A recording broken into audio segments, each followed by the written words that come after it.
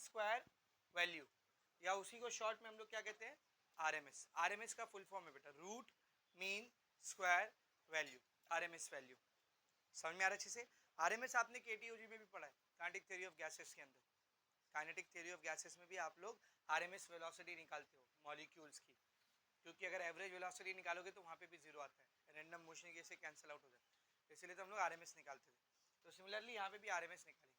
अभी आरएमएस का कंसेप्ट आया कहाँ से, मतलब किसको बोलते हैं हम लोग आरएमएस वैल्यू, आरएमएस करंट या फिर आरएमएस वोल्टेज किसको बोलते हैं? तो आरएमएस को इंट्रोड्यूस करने के लिए हम लोगों ने हेल्प लिया है बेटा हीट का। किसका हेल्प लिया है बोल? हीट का। आप सबको मैंने कई बार बताया कि जब भी किसी सर्किट से या किसी वायर से करंट फ्लो करता है तो उस करंट की वजह से उस सर्किट में क्या जनरेट होती है, हीट जनरेट होती है। हीट जनरेट का जो फॉर्मूला है जूल्स इफेक्ट ऑफ हीटिंग, वो फॉर्मूला भी मैंने आपको बताया, H = I² R × T। ये T होता है टाइम, जितने टाइम के लिए करंट गुजर रहा है, ये R होता है रेजिस्टेंस ऑफ द वायर, और ये I क्या होता है, करंट। एक चीज नोटिस कर रहे हो क्या, हीट के फॉर्मूले में I का क्या आता है बेटा, स्क्वायर। समझो एक एसी करंट का आप कंसीडर कर रहे हो, एसी करंट, यहाँ की सारी वैल्यू पॉजिटिव रहेगी, यहाँ की सारी वैल्यू क्या रहेगी, नेगेटिव। एवरेज निकालने में दिक्कत ये थी कि सारी पॉजिटिव वैल्यूज नेगेटिव वैल्यूज से क्या हो जा रही थी, कैंसिल। लेकिन अगर आप हीट की हेल्प लोगे तो हीट जो होता है वो आई पर डिपेंड नहीं करता है, I² पर डिपेंड करता है। तो आप जब पॉजिटिव वैल्यू रखोगे तो भी उसका स्क्वायर प्लस में आएगा, और जब नेगेटिव वैल्यू रखोगे तो भी उसका स्क्वायर प्लस में, कैंसिल आउट होगा क्या, नहीं। इसलिए हम लोगों ने हीट की मदद लिया करंट के आरएमएस या एवरेज को निकालने के लिए, because heat does not depend on the sign और the direction of the current, it depends on the current square. तो if the current is positive और negative it will not effect the value of heat, क्योंकि square होके तो क्या होने वाला है, पॉजिटिव होने वाला है। तो आरएमएस को इंट्रोड्यूस करने के लिए हम लोगों ने हीट की मदद ली। किसकी मदद लिए, हीट की। सर कैसे लिए हीट की मदद, एकदम आसान है। समझो मेरे पास आर रेजिस्टेंस था, क्या रेजिस्टेंस था बेटा, आर। मैंने इसको एक एसी करंट का सप्लाई दिया, देखिए ये सिंबल होता है एसी सप्लाई का, इसका सिंबल होता है बेटा एसी सप्लाई का। टी टाइम तक दिया, कितने टाइम तक दिया, टी टाइम। तो मैंने एक आर रेजिस्टेंस लिया, उसको टी टाइम तक करंट, एसी करंट का सप्लाई दिया, और मैंने नोटिस किया कि टी टाइम के अंदर अंदर उसमें एच हीट बन गई है।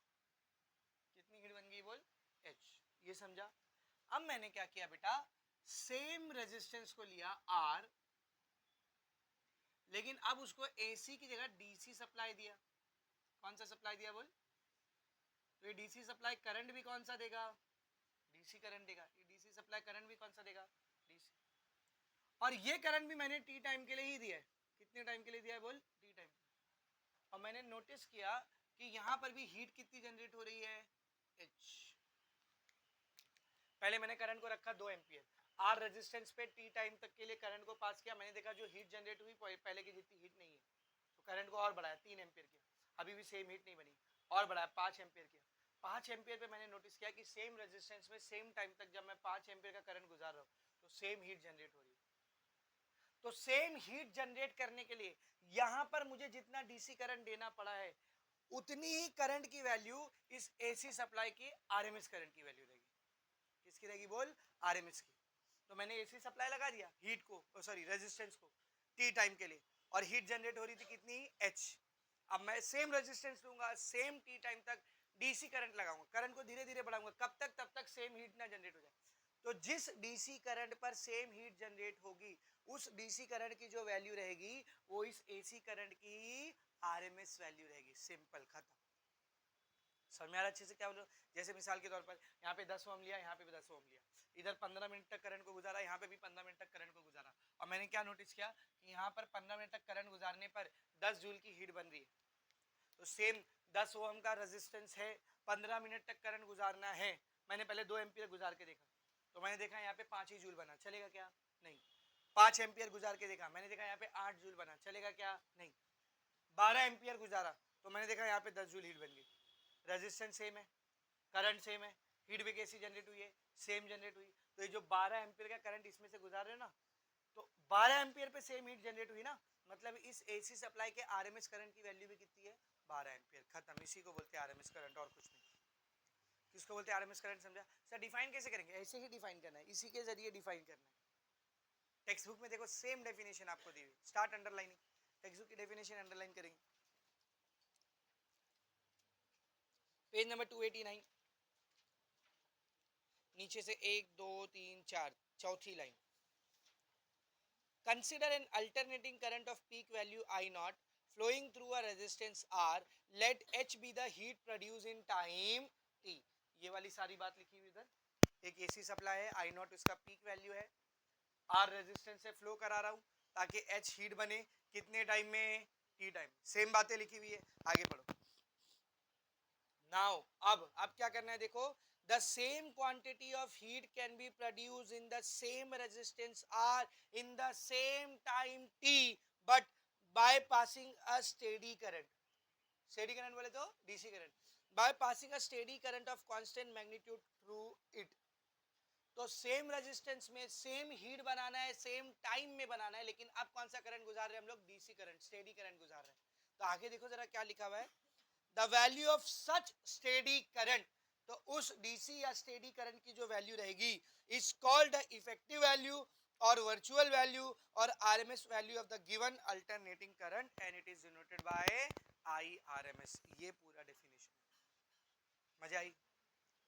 मजा आई? अब इसको रट्टा मारने जाओगे तो हालत खराब हो जाएगी। ये एग्जांपल समझ में आ गया तो याद रखने को आसान है। क्या लिखेंगे देखो, क्या लिखेंगे इधर देखो, consider an AC supply of current, peak current I naught is connected to a resistance of R which produces heat H in time T.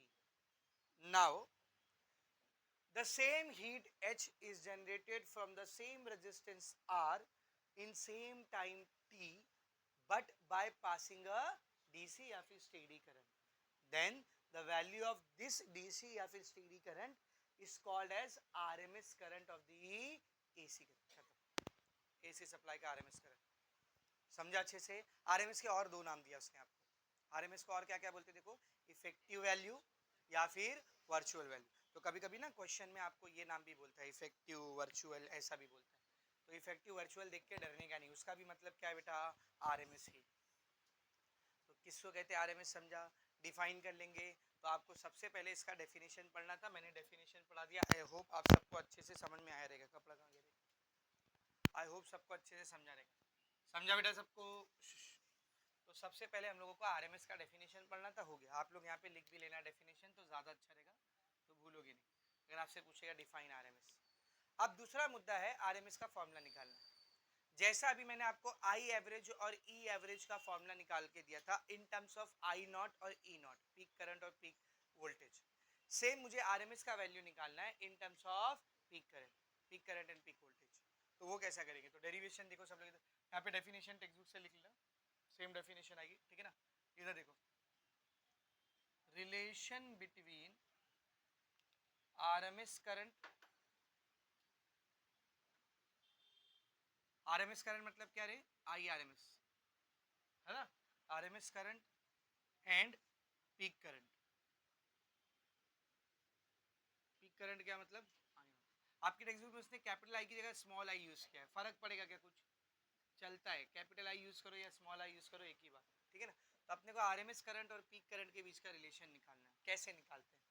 तो इसके लिए पहले आपको आरएमएस और मीन के बीच का रिलेशन समझना पड़ेगा। आरएमएस और मीन, तो सब लोग इधर ध्यान से देखो। आरएमएस का फुल फॉर्म ही क्या था बेटा? Root mean square value. तो किसी भी चीज की आरएमएस वैल्यू कैसे निकाली जाती है जरा समझो। किसी भी चीज की आरएमएस वैल्यू निकालने के लिए इसको उल्टा पढ़ो, आपको समझ में आ जाएगा। उल्टा पढ़ो इसको। सबसे पहले क्या आ रहा है? स्क्वायर। तो अपने को उस चीज के स्क्वायर को लेना है, वो जो भी क्वांटिटी है उसका क्या लेना है? स्क्वायर। और उस स्क्वायर का क्या लेना है? मीन। इस स्क्वायर का क्या लेना है? बोल, मीन। मीन बोले तो एवरेज, मीन बोले तो एवरेज। तो जो भी क्वांटिटी है उसका स्क्वायर लेना है, और स्क्वायर का क्या लेना है? मीन। मीन बोले तो एवरेज, और फिर उसका क्या कर देना है? बोल, रूट। ये आरएमएस का मतलब होता है, उल्टा पढ़ने का, उल्टा। स्क्वायर के मीन का रूट, ठीक है ना? तो ऐसे उल्टा पढ़ने का। इसको चाहिए तो यहाँ पे रफ वर्क में लिख लो ऐसे। RMS को कहाँ से पढ़ेंगे हम लोग? उल्टा पढ़ेंगे। उल्टा मतलब सबसे पहले क्या करना है? बोलो, सबसे पहले क्या करना है? स्क्वायर, उसका क्या निकालना है? मीन। मीन बोले तो एवरेज, मीन बोले तो एवरेज, और फिर उसका क्या लेना है? रूट लेना। ठीक है, तो अब करते हैं यहाँ पर अपन किसका फॉर्मूला निकाल रहे हैं? IRMS। तो मुझे IRMS की वैल्यू निकालनी है, बहुत ध्यान से देखना, मुझे IRMS की वैल्यू निकालनी है। तो कौन सी क्वांटिटी ले रहा हूँ मैं इधर? करंट। तो सबसे पहले मैं करंट का क्या लूंगा? बोल, स्क्वायर। करंट का क्या लूंगा? स्क्वायर। स्क्वायर का क्या लूंगा? मीन। स्क्वायर का क्या लूंगा? मीन। और फिर उसका क्या लूंगा? रूट। तो स्क्वायर मीन रूट, यहां से जाएंगे तो रूट मीन स्क्वायर RMS। सही। ये जो रूट आपको यहाँ पर दिख रहा है, इसको यहाँ लूंगा तो क्या हो जाएगा? IRMS का स्क्वायर। वहां बचा क्या? आई स्क्वायर का रूट। बेटा what is the formula of I? I का इक्वेशन क्या होता है? I naught sine theta. I का इक्वेशन क्या होता है? I naught sine theta. रखो इधर mean of I naught sine theta. ये तो आई की वैल्यू है ना, और इधर आई के ऊपर क्या है? स्क्वायर। तो ये स्क्वायर दोनों का होगा ना, क्या बनेगा बोलो? I not square sine square theta. चाहे तो आप ये स्टेप नहीं लिखते, इसके बाद डायरेक्ट ये स्टेप लिखते तो भी चलता। आई नॉट क्या होता है? आई नॉट, ई नॉट, ये सब क्या होता है? कांस्टेंट होता है ना। कहाँ आ जाएगा ये? बाहर आ जाएगा। तो आई नॉट स्क्वायर बाहर आ गया, तो मीन के अंदर बचा क्या फिर? Sign square theta. तो अगर आपको IRMS स्क्वायर की वैल्यू चाहिए तो आपको साइन स्क्वायर थीटा का एवरेज निकालना पड़ेगा। अब सर साइन स्क्वायर थीटा का एवरेज कैसे निकालेंगे? वैसे ही जैसे अभी देखे थे, ध्यान से देखो। साइन स्क्वायर थीटा का एवरेज कैसे निकालेंगे? साइन स्क्वायर थीटा का एवरेज, किसी भी पीरियोडिक चीज के एवरेज निकालने का तरीका होता है। उस चीज को लो, वो जिसके रिस्पेक्ट से चेंज हो रही है। ये साइन स्क्वायर थीटा किसके रिस्पेक्ट से चेंज हो रहा है? थीटा ना, डी थीटा। इसको क्या करेंगे? इंटीग्रेट करेंगे, डिवाइडेड बाय डी थीटा का इंटीग्रेशन। अब ये सब काम हम लोग हाफ साइकिल के लिए नहीं कर रहे हैं। हाफ साइकिल तो एवरेज में था, इसीलिए तो उसको पीछे छोड़ के आ गए। ये सब काम हम लोग किसके लिए कर रहे हैं? फुल साइकिल के लिए। तो लिमिट क्या आएगी बोल? 0 to 2 पाई। तो 0 to 2 पाई के लिए समझा ना बेटा, है ना? चाहिए तो इधर साइड में लिख लेना रफ वर्क में। फुल साइकिल की बात चल रही है, इसीलिए एंगल लिया गया है 0 to 2 पाई। अब हाफ साइकिल की बात नहीं चली है, फुल साइकिल की बात चल रही है ना। चलो आगे देखेंगे। अब इसको सॉल्व करना है इंटीग्रेशन को, ठीक है ना। तो साइन स्क्वायर का इंटीग्रेशन है क्या अपने पास? साइन स्क्वायर का इंटीग्रेशन नहीं, तो साइन स्क्वायर को चेंज करेंगे हम लोग। सब लोग ध्यान से देखना बेटा। आप सबको मैंने एक फॉर्मूला याद कराया था, 1 माइनस कॉस 2 थीटा का, याद है? 1 माइनस कॉस 2 थीटा क्या होता है? मैंने याद रखने का तरीका बताया था। चाहे माइनस हो चाहे प्लस हो, पहले क्या लिखने का? 2। अगर प्लस रहता है तो कॉस स्क्वायर आता है, माइनस रहता है तो साइन स्क्वायर आता है ना। तो माइनस है तो क्या आएगा इधर? साइन स्क्वायर, और फिर 2 थीटा का आधा थीटा। तो 1 माइनस कॉस 2 थीटा क्या होता है? 2 साइन स्क्वायर। तो यहाँ से साइन स्क्वायर थीटा को अकेला करेंगे तो क्या आएगा? ये 2 इधर मल्टीप्लाई कर रहा है, यहाँ आएगा तो divide 1 minus cos 2 theta by 2। तो साइन स्क्वायर थीटा का फॉर्मूला क्या होता है बोल? 1 minus cos 2 theta by 2। Sign square theta का फॉर्मूला क्या होता है? 1 माइनस कॉस 2 थीटा बाय 2। ये तौसीफ भाई को पास कर, ये तौसीफ, इससे बात कर रहे। चलो ध्यान देंगे सब लोग, ध्यान देंगे। क्या बनेगा देखो, साइन स्क्वायर थीटा, उसकी जगह पे फॉर्मूला रख दो, क्या आ जाएगा? 1 माइनस कॉस 2 थीटा बाय 2, है ना। Integration 0 to 2 pi D theta. भाई नीचे तो इंटीग्रेशन डायरेक्ट कर सकते हैं ना हम लोग। 1 डी थीटा का इंटीग्रेशन क्या आएगा? Theta, lower limit 0, upper limit 2 pi. Next step 0 to 2 पाई ऐसे रहेगा, ये दो को दोनों में बांट दो, क्या आएगा? 1/2 minus cos 2 theta by 2 into D theta divided by, यहाँ लिमिट अप्लाई करो, पहले 2 पाई और फिर 0, ठीक है ना। नेक्स्ट इंटीग्रेशन दोनों को दे दो, पहले इसको हाफ को मिलेगा, पर हाफ तो कांस्टेंट है, तो इंटीग्रेशन और डी थीटा ये हाफ को मिल गया, इंटीग्रेशन भी डी थीटा भी दोनों हाफ को मिल गया। इधर कुछ नहीं तो क्या लिखूँ मैं? माइनस, अब ये इंटीग्रेशन और डी थीटा इसको मिलेगा, इसमें भी 1/2 क्या है? कांस्टेंट, सही है। Integration 0 to 2 pi cos 2 theta D theta divided by 2 pi minus 0 2 pi. Maths वाले इधर हाथ रखे रहो प्लीज, नॉन मैथ्स वाले इधर ऐसा हाथ रख के पढ़ो, यहाँ पे हाथ रख के पढ़ो, ठीक है ना। बताता हूँ, नॉन मैथ्स वालों के लिए भी एक सोल्यूशन बताता हूँ, डोंट वरी।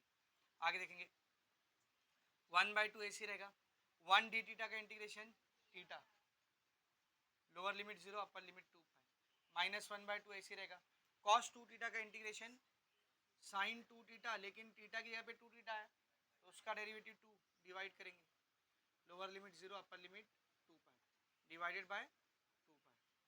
सही है, लिमिट अप्लाई करते हैं, 1/2 थीटा की जगह पर आएगा 2 पाई -0 -1/2, ये 2 भी कांस्टेंट है ना, बाहर आके क्या हो जाएगा 4 sin 2 theta, lower limit 0 upper limit 2 pi divided by 2 पाई, 1/2 ऐसे ही बेटा 2 पाई -0 2 पाई करेक्ट है, -1/4 साइन ऑफ 2 थीटा की यहाँ पर क्या आएगा बोल 2 पाई, तो 2 into 2 pi minus sine of 2 into 0, तो ये 2 इंटू 2 पाई को मैं क्या लिख सकता हूँ 4 पाई, और 2 इंटू 0 को क्या लिख सकता हूँ 0 डिवाइडेड बाय 2 पाई, 2 से 2 कैंसिल, 2 से 2 कैंसिल, ऊपर क्या बच गया बोल पाई -1/4, बेटा साइन 4 पाई, साइन 0 पाई 2 पाई 3 पाई 4 पाई 5 पाई 6 पाई सब 0 होता है, तो साइन 4 पाई कितना रहेगा, साइन 0 कितना रहेगा 0 - 0 0 इंटू 1/4, ये पूरा 0 हो गया divided by 2 pi divided by 2 पाई, क्या बचा बोल पाई बाय 2 पाई, पाई से पाई क्या बचा, so this we are getting mean of sine square, ठीक है इसकी वैल्यू आ रही बोल mean of sine square theta. ये जो ऊपर टर्म था, ये जो ऊपर टर्म था, इस पूरे को इंटीग्रेट करे तो लास्ट में खाली कौन बचा पाई, नॉन मैथ्स वाले ये स्टेप के बाद डायरेक्ट पाई लिख दोगे चलेगा, मैथ्स वाले भी लिख देंगे तो चलेगा, क्योंकि ये पूरा मैथमेटिक्स का पार्ट है, इसका फिजिक्स से लेना देना, ये पूरा मैथमेटिक्स का पार्ट है, आया कहाँ से वो बताने के लिए मैंने आपको किया बस। अगर आप इस वाले स्टेप के बाद डायरेक्ट यहाँ पर पाई लिख दोगे तो भी चलेगा, पर वो आपको याद होना चाहिए कि इसका इंटीग्रेशन पाई आएगा, समझ में आ रहा है, जैसे फिजिक्स में मैग्नेटिक वाले में डेरिवेशन में किए थे, डायरेक्ट इंटीग्रेशन बोला था याद रखो, साइड में सॉल्व करके दिखाया था मैथ्स वालों के लिए, वैसा सेम जब पाई डायरेक्ट लिखोगे तो चलो, पाई से पाई कट गया कितना बचा बोल 1/2, तो ये आ गया मेरे को साइन स्क्वायर थीटा का एवरेज, इसको किस में पुट करूंगा मैं इक्वेशन नंबर 1 में, पुट इन इक्वेशन नंबर 1, क्या बनेगा देखो इक्वेशन नंबर 1, ध्यान से देखो उधर क्या रे, ध्यान दे, आई आर एम एस का स्क्वायर बराबर रहेगा आई नॉट का square into sine square theta का एवरेज कितना है रे 1/2, which can also be written as I R M S का स्क्वायर बराबर आई नॉट का square into 1 I not divide by 2, square उधर जाएगा तो रूट, तो I R M S will be root of I not square by 2, बेटा I not square का root कितना आएगा, आई नॉट स्क्वायर और रूट कटेगा ना, और 2 का root root 2, this is the formula, ये फॉर्मूला है, समझा, तो आई आर एम एस और आई नॉट के बीच में रिलेशन क्या रहता है आई नॉट बाय रूट 2, क्या रे आई नॉट बाय, बहुत ही इंपॉर्टेंट फॉर्मूला है, आगे काम आने वाला है आपको इसी चैप्टर में, इसको नंबर्स में भी तो लिख सकते हैं ना अगर हम लोग चाहे तो, भाई मेरा मोबाइल पास करते वापस, इसको नंबर में भी लिख सकते हैं ना, रूट 2 कांस्टेंट है ना बेटा, तो 1/√2 की मैं डायरेक्ट वैल्यू ले सकता हूँ, आपको डायरेक्ट याद रखना है, सॉल्व करने की जरूरत नहीं है, मैं आपको सॉल्व करके दिखा रहा हूँ, 1 डिवाइड बाय रूट रूट कहाँ गया रूट 2, वैल्यू आ रही 0.707, कितनी आ रही है 0.707, तो और क्या लिख सकते हैं हम लोग इसको, आई आर एम एस की वैल्यू होती है 0.707 इंटू आई नॉट, परसेंटेज में कितना होगा रे 70.7, तो अभी थोड़ी देर पहले शुरू में बताया मैंने आपको, R M S value peak value का 70% होता है, ये देख R M S value peak value का 70%, अभी जब घर के एसी सप्लाई की बात बता रहा तो बताया था मैंने आपको कि हमको जो आरएमएस वैल्यू आती है 220 की आरएमएस रहती है, पर ये 220 होता है क्या नहीं, इसका पीक जब निकालोगे तो आरएमएस तो पीक का खाली 70% है, तो अगर आपको उसका पीक निकालना है तो आप कैसे निकालोगे, अगर आई नॉट निकालना है तो कैसे निकालोगे, आरएमएस का वैल्यू 220, ये रूट 2 इधर आके क्या करेगा मल्टीप्लाई, रूट 2 की वैल्यू होती है 1.414, तो 220 को 1.414 से मल्टीप्लाई करेंगे, ये देख 220 इंटू 1.414, आंसर आ रहा है 311, बोला था 300 310 के आसपास आएगा, ये पीक पीक EMF होता है। समझ में आ रहा है? अच्छा अगर आपको IRMS नहीं बोलता, ERMS बोलता, तब कैसे करते? सेम ही डेरिवेशन है। यहाँ पे आई की जगह ई आता, इधर भी ई आता, जिधर जिधर आई दिख रहा है उधर उधर ई आता, बाकी ये पूरा पार्ट तो सेम है। तो मैं यहाँ पे डायरेक्ट लिखता हूँ सिमिलरली ध्यान दे ERMS की वैल्यू क्या रहेगी बोल, E0/√2, या फिर और क्या लिख सकता हूँ मैं, ERMS is equal to 0.707 of E0। सही है, ठीक है ना? तो here I will write down RMS value of current और voltage is 70% of peak value of current और वोल्टेज। करंट या वोल्टेज की जो आरएमएस वैल्यू होती है उसके पीक वैल्यू का सिर्फ कितना परसेंट होती है, 70.7% है ना, 70.7%।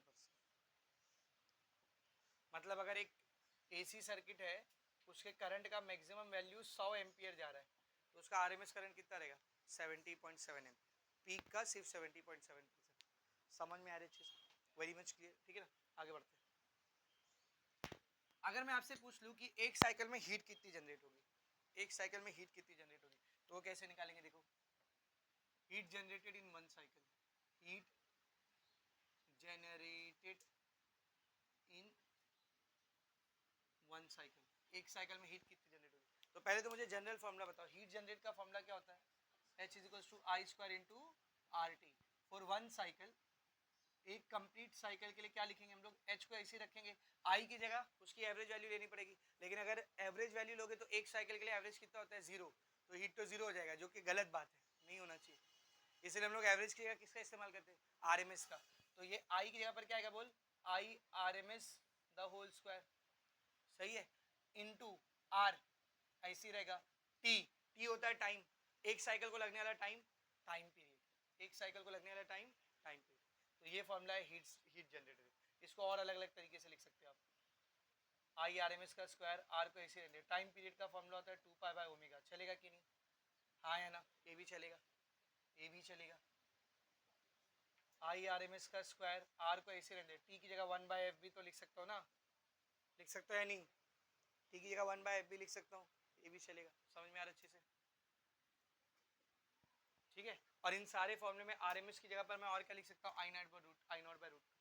तो I0 का स्क्वायर हो गया I0 और √2 का स्क्वायर 2, तो वो भी चलेगा। 10-50 फॉर्मूले आ जाएंगे। मेन फॉर्मूला ये है, इसको याद रखो बस, काफी। समझा अच्छे से? Is it very much clear? समझा अच्छे से? यहाँ पर आपका एवरेज वैल्यू भी हो गया और RMS वैल्यू भी हो गया। लिखो फटाफट। Alternating voltage is given by एक AC वोल्टेज की आपको वैल्यू दिया है, क्या कह रहे हैं, E = 6 sin 100πt, सही है, E = given for E = 6 sin 314t। अब मैं ये अरे डेटा अलग है, सॉल्व तो सेम ही है, अभी छोड़ दूंगा क्वेश्चन, बस आगे देखो। And 20% voltage is given by E = 6 sin 314t। आगे देखेंगे, फाइंड क्या क्या निकालना है, पीक वैल्यू, सबसे पहले निकालना है पीक वैल्यू। पीक वैल्यू मतलब E0। सेकंड नंबर पे क्या निकालना है, देखो पीक वैल्यू के बाद फ्रीक्वेंसी F, और क्या निकालना है, टाइम पीरियड T, और क्या निकालना है, इंस्टेंटेनियस वैल्यू। इंस्टेंटेनियस वैल्यू मतलब किसी पर्टिकुलर टाइम पर E का वैल्यू निकालना है। तो अभी देखो, instantaneous value of the value at time T = 2 millisecond. तो E का इंस्टेंटेनियस वैल्यू निकालना है, E के वैल्यू को निकालना है कब, एट T = 2 मिलीसेकंड। और ms लिखा हुआ है, ms मिलीसेकंड, मिली हटेगा तो क्या आएगा, 10⁻³ लेट अस सॉल्व। सब बोर्ड पर देखो, सबसे पहले इक्वेशन ये अपने को E = 6 sin 3143 इसको कंपेयर करते हैं, कंपेयरिंग विद ईएमएफ की जनरल इक्वेशन क्या होती है, E equals to E not sine omega, दोनों को कंपेयर कर देते हैं, E की जगह E आया, E नॉट क्लियर कितना है, ये देखिए आंसर आ गया, E नॉट चाहिए था ना, साइन की जगह पर साइन है, T की जगह पर T है, ओमेगा की जगह पर क्या है, 3/4, ओमेगा की जगह पर बेटा 3/4, मुझे बताओ ओमेगा का फॉर्मूला क्या होता है, ओमेगा इक्वल्स टू 2πf, सही है, ये ओमेगा की जगह पर क्या लिखूंगा 2πf इज इक्वल्स टू 3/4, ये f को ऐसे लेंगे 3/4 को ऐसे लेंगे, ये 2π इधर मल्टीप्लाई कर रहे हैं, यहाँ इधर तो डिवाइड करेंगे, सही है, 3/4 को ऐसे लेंगे और 2 को भी ऐसे लेंगे, पाई का वैल्यू 3.14, नीचे से जितने नंबर के बाद पॉइंट कटता है ऊपर उतना 0 आता है, तो मैं इधर 2 नंबर के बाद पॉइंट को काट दे रहा हूँ, ऊपर कितना 0 आएगा, 3/4 से 3/4 कैंसिल 1 आ गया, ऊपर बचा 100, नीचे बचा 2, 100/2 50, फ्रिक्वेंसी आ गई, ठीक है ना, E नॉट आ गया, फ्रिक्वेंसी आ गई, अब क्या निकालना है, time period, frequency time period का रेसिप्रोकल लेता हूँ, तो टाइम पीरियड फ्रिक्वेंसी का रेसिप्रोकल है, तो 1/50 करेक्ट है, 1/50 क्या वैल्यू है, नीचे से एक 0 काटेंगे ऊपर 0.1 जाएगा, तो ये बनेगा 0.02, आगे में देखो 0, फिर 5 के लेवल में 1 नहीं आता तो वापस 0, और फिर 1 को 5 में लेके 0 देके 10 करेंगे 5, तो टाइम पीरियड आ गया 0.2। नेक्स्ट क्या निकालना है, तो EMF at T is equals to this time, है ना, EMF की इक्वेशन क्या दिया देखो, T is equals to 6 sin 314t, values put करते हैं, 6 को ऐसे रख दो, साइन को ऐसे रख दो, 314 को ऐसे रख दो, T कितना लेने बोला उसने, E निकालने के लिए T कितना लेने बोला, 2 इंटू 10⁻⁻4, 2 इंटू 10⁻⁻3, आगे देखो ये क्या बनेगा, 6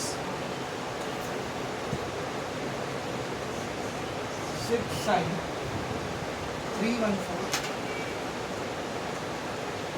इंटू 2 इंटू 10⁻³ -3 को मैं ऐसा लिख सकता हूँ, -2 -1 चलेगा, 10⁻² मतलब 6 sin 10⁻² मतलब पॉइंट 2 नंबर पीछे जाएगा, कितना जाएगा 0.314 इंटू 2 इंटू 10⁻³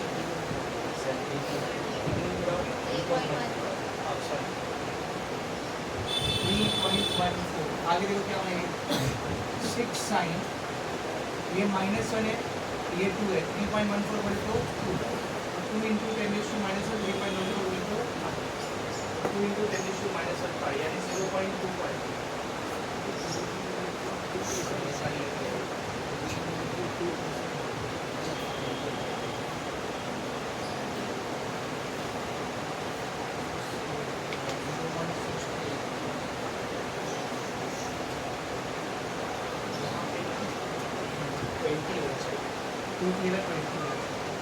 उसको 20 कर तो इजीली सॉल्व होगा, 20 इंटू सेकेंड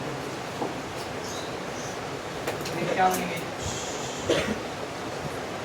बात नहीं, अगर उसको 20 करोगे तो यहाँ पे 20 आएगा, सही है, इसका 1 0 और इसका -2 -3 कितना लेगा वो, -2 लेगा ना, और फिर ये -2 से पॉइंट 2 नंबर पीछे जाएगा, कितना लेगा 3.14 इंटू 2, और 3.14 यानी 2 था, साइन 2 कितना होता है 0, तो ये 0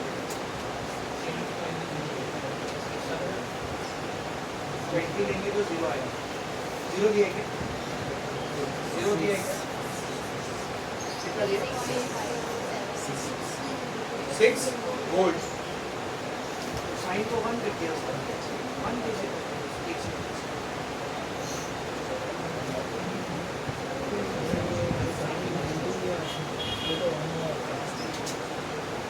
ठीक है, 20 मिली सेकेंड लेके सॉल्व करके देखते हैं, यदि मुझे नहीं लगता 6 आएगा, जितना आएगा उतना रखूँगा, 20 लेके सॉल्व करके देखते हैं, सॉरी 2 लेके सॉल्व करके देखते हैं इसको, 2 इंटू 10⁻³ सेकेंड 2 इंटू 10⁻³ सेकेंड, इसको मल्टीप्लाई करेंगे 314 इंटू 2 कितना हो जाएगा 628 ना, तो 6 साइन 628 इंटू 10⁻³ -3 पे से 0.3 नंबर पीछे जाएगा, कितना हो जाएगा 0.628। अब इसका साइन देखना पड़ेगा, साइन 0.628, साइन के टेबल में जाओ, go to the table of sine,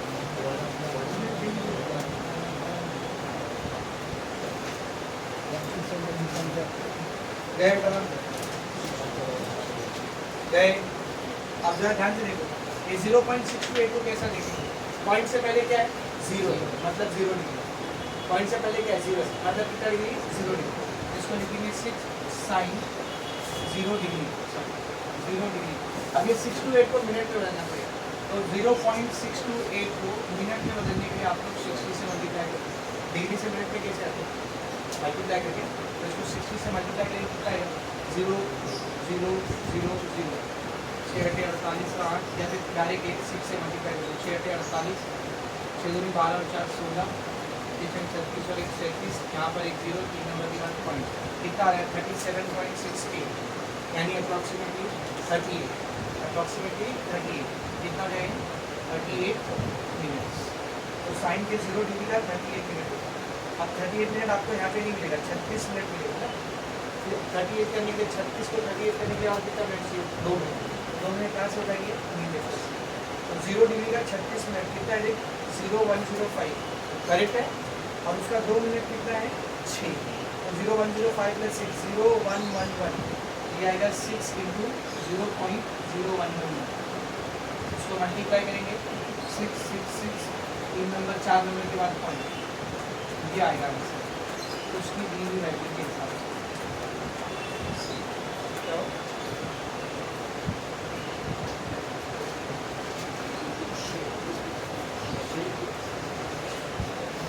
0 degree का 36 कितना है 0 सेम तो है 0105 और उसका 2 है 6 समझे अच्छे से। तो according to the given value this should be the answer, नहीं तो कुछ और ही आंसर आया तो नहीं आंसर, ठीक है 100 वाला कुछ आंसर दिया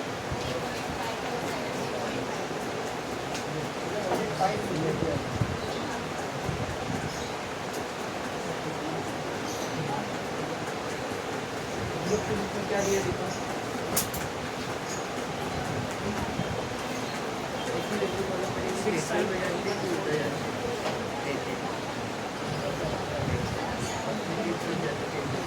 तो नहीं है थोड़ा बहुत शॉर्ट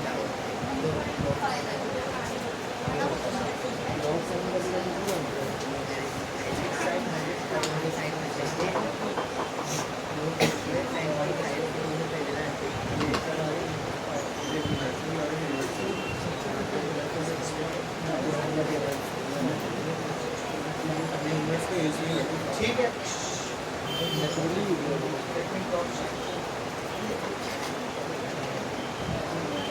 साइन ऑफ 0.628 0.010 हाँ करेक्ट सही है। तो दिए गए डेटा के हिसाब से answer according to the given data, जो डेटा हमने लिया है उसके हिसाब से ये आंसर समझ आए सबको अच्छे से। इसी तरीके से यहाँ पे हो गया आपका प्रॉब्लम नंबर 13.1। अभी आगे बढ़ते हैं, नेक्स्ट हेडिंग क्या है देखो फेजर, नेक्स्ट हेडिंग मुझे क्या फेजर, कुछ तो भी नया है सब लोग बोलता नहीं होता। अभी फेजर किसको बोलते हैं, देखो कोई भी चीज़ अगर साइनोसॉइडली चेंज हो रही है, मतलब साइन या कोसाइन के कर्व से चेंज हो रही है, तो उसको स्टडी करने के लिए हम लोग एक वेक्टर का इस्तेमाल करते हैं, एक रोटेटिंग वेक्टर का इस्तेमाल करते हैं, जिस वेक्टर को फेजर वेक्टर क्या कहा जाता है हम लोग फेजर। जैसे यहाँ पर अभी जो हम लोग पढ़ रहे हैं उसकी अगर मैं बात करूँ तो यहाँ पर कौन सी चीज़ है जो साइनोसॉइडली या कोसाइन कर्व में चेंज हो रही है, या तो करंट है या तो ईएमएफ। तो एसी सर्किट में करंट या ईएमएफ को स्टडी करने के लिए आप एक वेक्टर का इस्तेमाल करते हो जो कि रोटेटिंग वेक्टर है। कैसा वेक्टर रहेगा सर, रोटेटिंग वेक्टर मतलब समझ लीजिए एक्स एक्सिस से वाई एक्सिस, यहाँ पर ऐसा एक वेक्टर है, और ये वेक्टर जैसे जैसे करंट और ईएमएफ की वैल्यू चेंज होगी ऐसे रोटेट क्या करेगा बोल रोटेट, ऐसे कैसे रोटेट करेगा आपने रोटेट करके दिखाता है समझ में आ रहा है, ऐसे रोटेट करेगा। तो इस रोटेटिंग वेक्टर को हम लोग क्या बोलते हैं फेजर वेक्टर।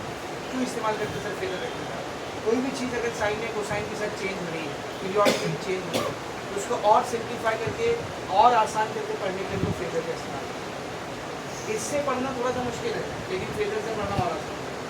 ग्राफ से पढ़ना थोड़ा मुश्किल है, फेजर से पढ़ना क्या हो जाएगा आसान। पहले तो डेफिनेशन करो। डेफिनेशन क्या बोला मैंने, कोई भी चीज़ अगर साइन या कोसाइन के रिस्पेक्ट से चेंज हो रही है, पीरियोडिकली चेंज हो रही है, तो उसको स्टडी करने के लिए हम लोग एक वेक्टर का इस्तेमाल करते हैं, क्योंकि कैसा वेक्टर होता है, रोटेटिंग वेक्टर। उस वेक्टर को क्या कहा जाता है, फेजर। और जब एक डायग्राम में उस वेक्टर को हम लोग दिखा देंगे ऐसा, तो ये जो डायग्राम बनके तैयार होगा, इस डायग्राम को फेजर डायग्राम क्या कहते हैं, फेजर डायग्राम। तो एक साथ हम लोग दो चीज़ देंगे, phasor vector and phasor diagram. Phasor diagram, तो फेजर वेक्टर क्या होता है, फेजर डायग्राम क्या होता है, समझो। डेफिनेशन अंदर लेंगे, सब लोग डेफिनेशन अंदर लेंगे। सबसे पहले आपको फेजर का डेफिनेशन दिया जाएगा, second paragraph. A rotating vector that represents a quantity varying sinusoidally with time is called a phasor. एक ऐसा रोटेटिंग वेक्टर जो किसी ऐसी चीज़ को दिखाए, रिप्रेजेंट करे, जो साइनोसाइडिकली चेंज हो रही है, उस वेक्टर को हम लोग क्या कहते हैं, फेजर कहते हैं। तो ये डेफिनेशन हो गया फेजर का। और आगे बढ़ो, क्या लिखा है, and the diagram representing is called as phasor diagram. और जिस डायग्राम में उस वेक्टर को दिखाया जाए, तो उस डायग्राम को क्या कहते हैं, फेजर है। तो एक ही में दोनों का डेफिनेशन है, एक ही में दोनों का डेफिनेशन। आपसे फेजर का डेफिनेशन पूछे या फेजर डायग्राम का डेफिनेशन पूछे, वही डेफिनेशन है। तो अब क्वेश्चन, अगला क्वेश्चन हमारे सामने ये आता है, सर फेजर को बनाते कैसे। आपने बोल के रोटेटिंग वेक्टर है, उसका एक डायग्राम बनाया जाता है, तो जो फेजर डायग्राम है, जो रोटेटिंग वेक्टर है, उसको बनाया कैसे जाता है, तो हम लोग वही सीखेंगे, फेजर वेक्टर को कैसे, फेजर डायग्राम को कैसे बनाया जाता है। तो कोई एक एग्जाम्पल उठा लेते हैं। लेट्स से मैंने EMF की एग्जाम्पल उठा ली, किसकी एग्जाम्पल उठा लिया था, EMF। आप करंट की उठा सकते, कोई इशू नहीं। सबने मैंने EMF की वैल्यू निकाली। What is EMF, E not sine omega. तो सबसे पहले मैं बनाऊंगा एक्स एक्सिस, उसके बाद मैं बनाऊंगा वाई एक्सिस। तो this is horizontal, this is vertical. अब हम लोग क्या करेंगे, एक वेक्टर बनाएंगे। तो बेटा किसी भी वेक्टर को बनाने की दो चीज़ें, एक तो उसका मैग्नीट्यूड और दूसरा उसका डायरेक्शन। मैग्नीट्यूड मतलब वो कितना लंबा रहेगा वेक्टर, और डायरेक्शन मतलब कितने एंगल पे उसको बनाना है, 0 डिग्री पे, 10 डिग्री पे, 20, 30, 90, 110, 120, 180, लेकिन 200, कितने एंगल। तो दो चीज़ें अपने को लगती है, बस दो चीज़ें, वेक्टर का मैग्नीट्यूड और वेक्टर का एंगल, कितने एंगल पे उसको बनाना है। तो सब लोग ध्यान से देखो, इक्वेशन में जो पीक वैल्यू होती है ना, पीक वैल्यू, ये फेजर का मैग्नीट्यूड देती है। ये क्या देती है बेटा अपने को, फेजर का मैग्नीट्यूड देती है। और उसी इक्वेशन में साइन के साथ जो फेज एंगल होता है, फेज एंगल, ये अपने को फेजर का डायरेक्शन देता है। ये अपने को क्या देता है, वो फेजर का डायरेक्शन देता है। जैसे मिसाल के तौर पर मेरे पास EMF की इक्वेशन ध्यान से देखा, 4 sin 30, ये है। तो इसका फेजर कैसा बनेगा, इसका फेजर कैसे बनेगा, कितने डिग्री का एंगल लेना मेरे को, 30। किधर लोगे 30, नीचे या ऊपर। पॉजिटिव एंगल्स को हमेशा एंटी क्लॉकवाइज दिया है, मालूम है। पॉजिटिव एंगल हमेशा कितने दिए जाते हैं, एंटी क्लॉकवाइज। पॉजिटिव है या नहीं, है ना, पॉजिटिव एंगल है, ऊपर जाएगा। 30 डिग्री की एक लाइन बना दिए, 30 डिग्री की एक लाइन। अब इसमें जो वेक्टर रहेगा उसका मैग्नीट्यूड कितना रहेगा, 4। तो 4 सेंटीमीटर में एक पॉइंट मारा, ये फेजर है। ये क्या बेटा, फेजर है। ये जो डायग्राम बनके तैयार हुआ है, इसको फेजर डायग्राम कैसे बनाया जाता है, फेजर डायग्राम पूरा। और जैसे यहाँ पर एंगल कितना है, देख ओमेगा टी, ओमेगा टी पर मैं एक लाइन ले दूंगा इसका। This angle is how much, कितना है एंगल, ओमेगा टी। अब क्या करूँगा, अब क्या करूँगा, यहाँ पर E नॉट मैग्नीट्यूड के वेक्टर बनाऊंगा।